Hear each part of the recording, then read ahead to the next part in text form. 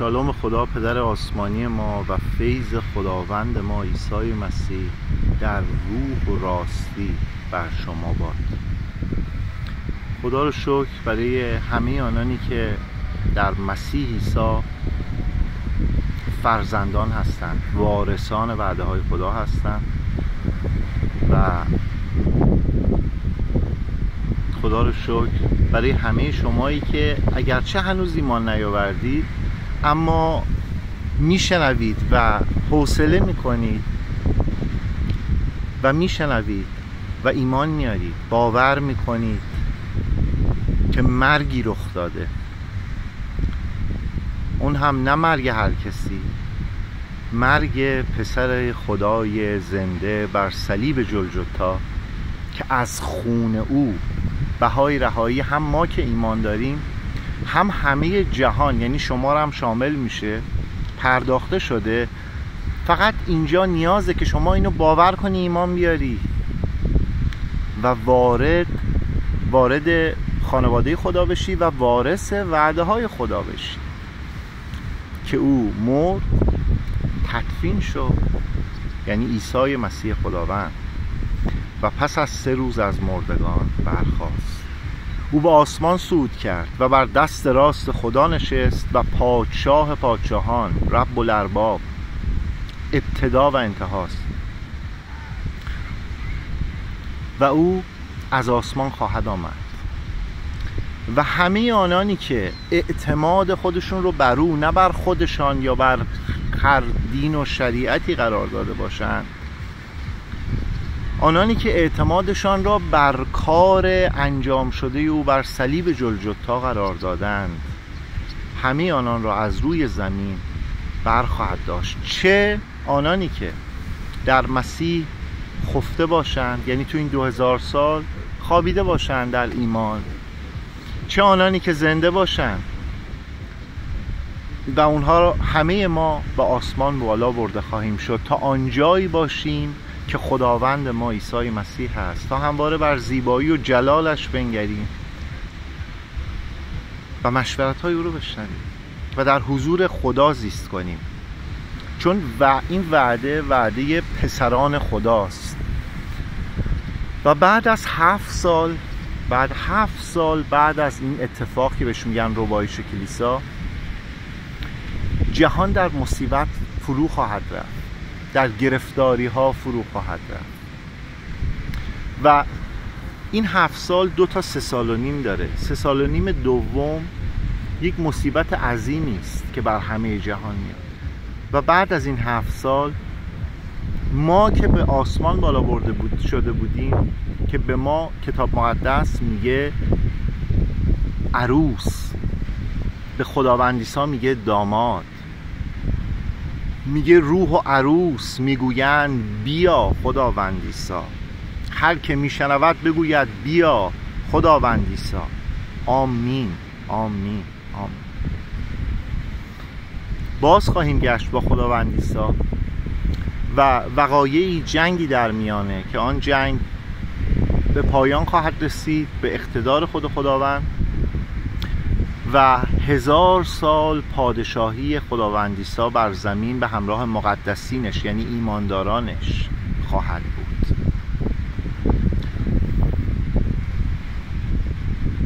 الان که دارم اینا رو به شما میگم، اگر شما ایمان دارید که میدانید که اینا حقیقته، مطابق کلام حقیقت، یعنی انجیل پادشاهی، انجیل خداوند ما عیسی مسیح. اما زمانی که من ایماندار نبودم، اگر کسی اینا رو به من میگفت میخندیدم و میخوام بدانید که من 37 سالگی نجات یافتم بر اساس یک مکاشفه‌ای که خداوند عیسی به من عطا کرد در یک رنج وحشتناک، در یک دوره طرد شدگی، در یک دوره فقر، در یک دوره بسیار وحشتناک که من اصلا فکر میکردم که تنها راه چاره من مرگه.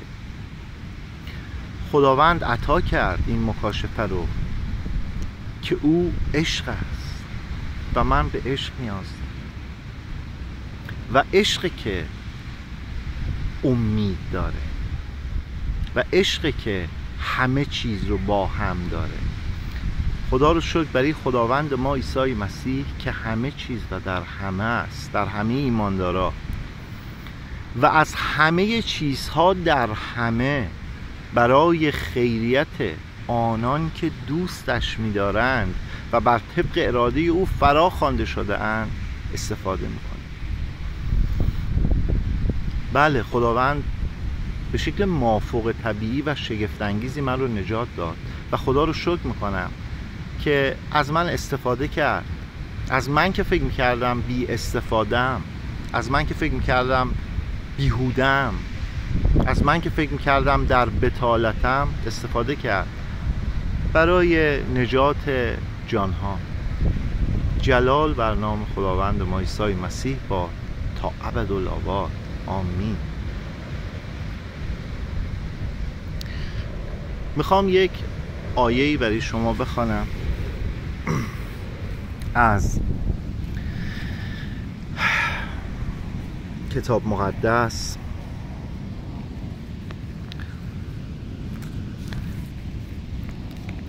این نامه پولس رسول به افسوسیانه، به کلیسای افسوسه و به الهام روح القدس نوشته شده. از آیه 3 میخوانم برای شما. میگه متبارک باد خدا و پدر خداوند ما عیسی مسیح که ما را در مسیح به هر برکت روحانی در جایهای آسمانی مبارک ساخته است. خداوند وقتی که شما بهش ایمان میارید، ببینید پادشاهی خدا برای شما که ایمان ندارید، بذارید اول اینو بگم، پادشاهی خدا دعوتنامه است. خدا یک کاری کرده، در وقت مقرر پسر خودش رو فرستاده تا به عوض گناهان، چون ما پارسا نیستیم، ما گناهکاریم، همه گناهکاریم و همه از جلال خدا کوتاه آمدیم، اما خدا عاشقه، او ذاتش عشقه. کتاب مقدس میگه خدا محبت است یا عشق است. این واژه یه واژه‌ای در یونانی به نام آگاپه. این واژه انقدر بزرگه، تو ترجمه فارسی به محبت ترجمه شده، در برخی زبانها به عشق ترجمه شده، در بعضی ترجمه ها در زبانهای دیگه، نه فارسی و نه انگلیسی، رحمت ترجمه شده. اما بگذارید اینجوری بفهمیمش.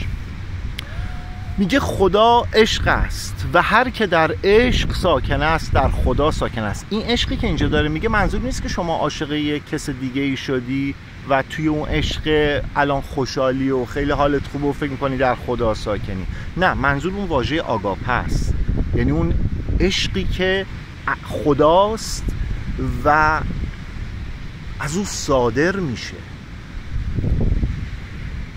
کسی که باور میکنه که عیسی مسیح به عوض گناهانش مرده، تدفین شده، پس از 3 روز از مردگان برخاسته، او زنده جاویده، او خداونده، او پسر خدا و خداونده. البته او پسر انسان هم هست. او مثل ما انسان شد، فروتن شد، خادم شد و به ما خدمت کرد، به همه ما هیچ کسی رو نداشتیم که بگه که من اسمم فرهاده، بگه فرهاد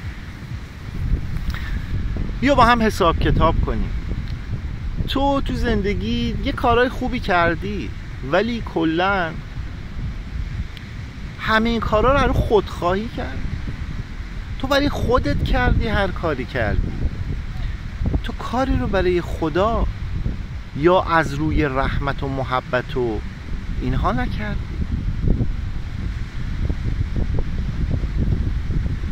حالا من یه کاری برای تو میکنم، من میمیرم که تو زیستی و از طریق خون من تو پاک بشی، چون خدا گفته مزد گناه مرگ است، اما عطای خدا نجات از طریق خداوند ما عیسی مسیح. کتاب مقدس میگه همزمان سختگیری خدا و عشق او، رحمت او، محبت او رو در نظر بگیرید. خدا عشق است اما قدوس.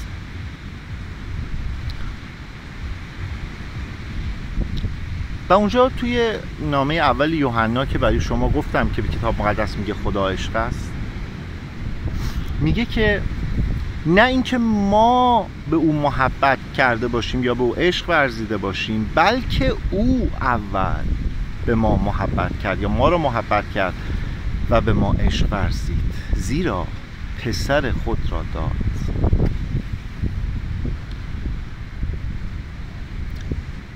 عیسی مسیح خداوند رو برای ما داد، او برای ما آمد، او خادم شد، او فروتن شد، او که هم صورت خدا بود. کتاب مقدس میگه هر که عیسی مسیح رو دیده خدا رو دیده. هر که عیسی مسیح خداوند رو دیده پدر رو دیده. میگه خدا در این ایام آخر از طریق پسر خود با ما سخن گفت، یعنی عیسی مسیح خدا. ببینید عزیزان، پادشاهی خدا یه دعوت.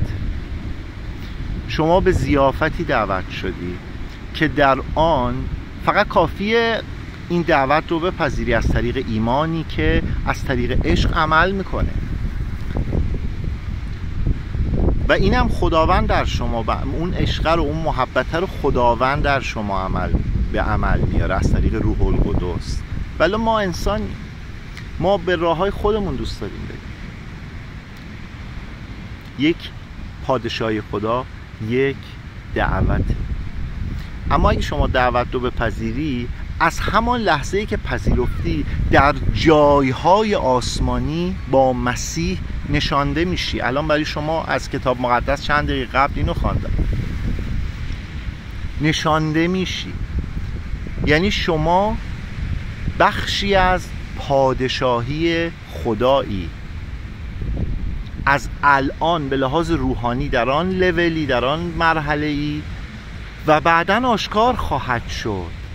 نامه اول یوحنا، اجازه بدیم باب 3 نامه اول یوحنا، من برای شما 2 تا آیه بخوانم. میگه پس حال میگه ببینید پدر چه محبتی به ما ارزانی داشته تا فرزندان خدا خوانده شویم و چنین نیز هستیم. یعنی همین الان هستیم، ما الان فرزند خداییم، ما که ایمان آوردیم. و هنگام آمدنش از وی پس حال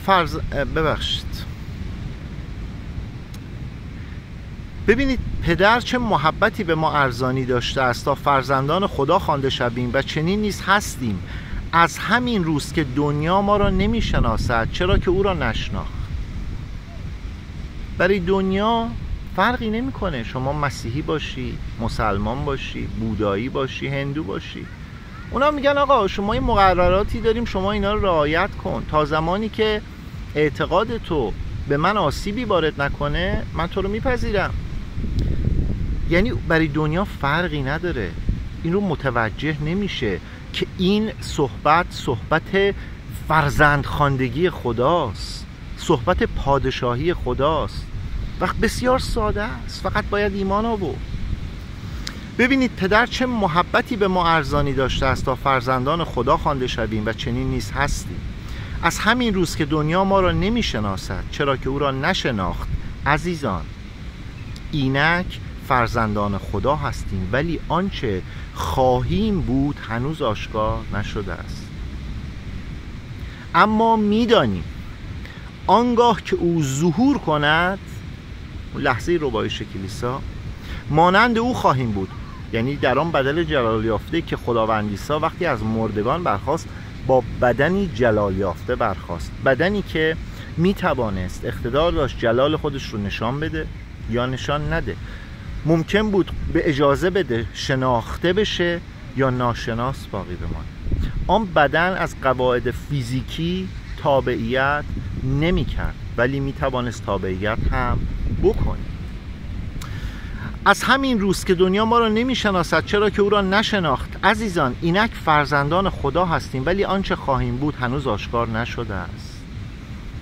اما می دانیم آنگاه که او ظهور کند مانند او خواهیم بود، چون او را چنان که هست خواهیم دید. هر که چنین امیدی بر وی دارد خود را پاک می سازد چنان که او پاک است. آمین در نام عیسی مسیح. ممنونم که به این ویدیو گوش کردید. امیدوارم که خداوند روح القدس دلهای شما رو مایل کنه به این دعوت که سخت نیست. تو ویدیوی بعدی راجع به چند تا واژه برای شما از که توی کتاب مقدس بسیار استفاده شده صحبت میکنم و دعای نجات رو توی ویدیوی بعدی میکنم.